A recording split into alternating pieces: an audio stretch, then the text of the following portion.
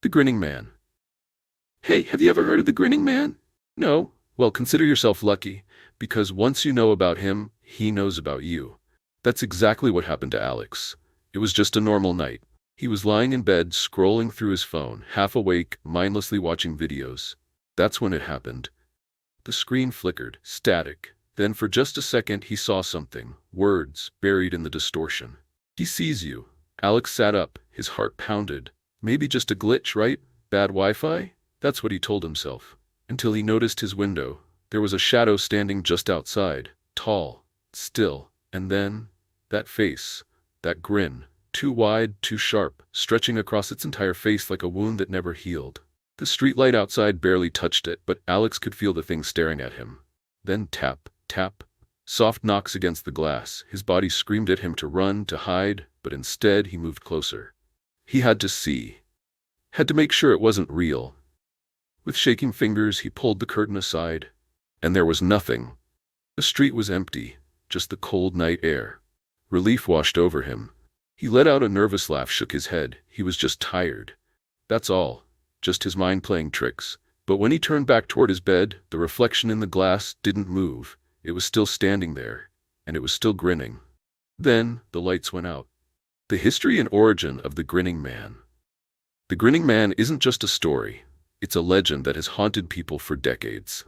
His origins are shrouded in mystery, but those who claim to have seen him describe the same terrifying figure. A tall, shadowy being with an unnaturally wide grin, watching from the darkness.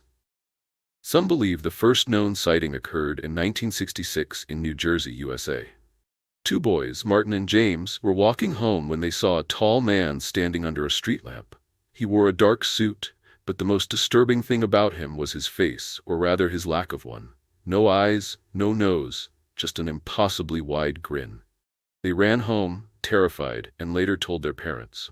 That same night, a local resident named Woodrow Derenberger claimed he was approached by a similar being, one that communicated with him telepathically, calling itself Indrid Cold. Some theorists believe Indrid Cold and the Grinning Man are connected, possibly even the same entity. But stories of the Grinning Man didn't start there.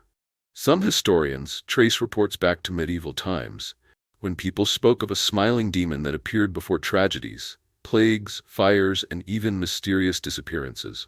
He was seen in the shadows of burning villages, in the reflections of wells, and even in paintings where his face wasn't there before. Then there are the urban legends. Some say the Grinning Man isn't just a ghost or a demon. He's an omen. If you see him, something bad will happen. You don't invite him in. You don't acknowledge him. And most importantly, you don't smile back. Others believe he's a parasitic entity, something that feeds off fear. It doesn't just watch, it waits, slowly breaking its victims until they become like him. People who disappear without a trace, who were last seen acting strange, grinning at nothing, they never come back. And if they do, they're not the same. There's one last theory. Some believe the Grinning Man isn't an ancient being, but something new. Something that grows as more people hear about him. A kind of cursed knowledge. The moment you learn about him, he knows you exist. And now, he knows about you. After that night, Alex wasn't the same. No matter where he went, he saw it.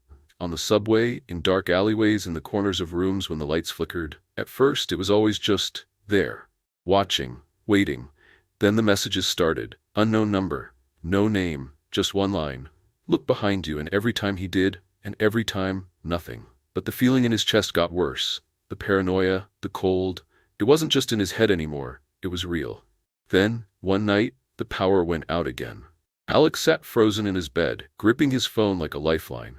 The air felt heavier, pressing down on him like something unseen was in the room. His phone buzzed. One new message, don't turn around. His breath hitched, his hands trembled. Then from the darkness a whisper. Smile, for me. And suddenly he couldn't move. His lips curled, his skin stretched, his jaw cracked open wider and wider, beyond anything human. His eyes filled with terror, but his face was grinning.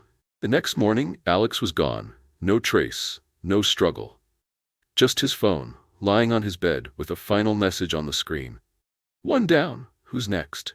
Some say, if you hear this story, it means he's already watching you. That feeling in your room right now? That cold chill crawling down your neck? Maybe you should check your reflection. Just for a second, just to make sure you're still in control of your own smile. And if you're scared, subscribe. It might just keep him away.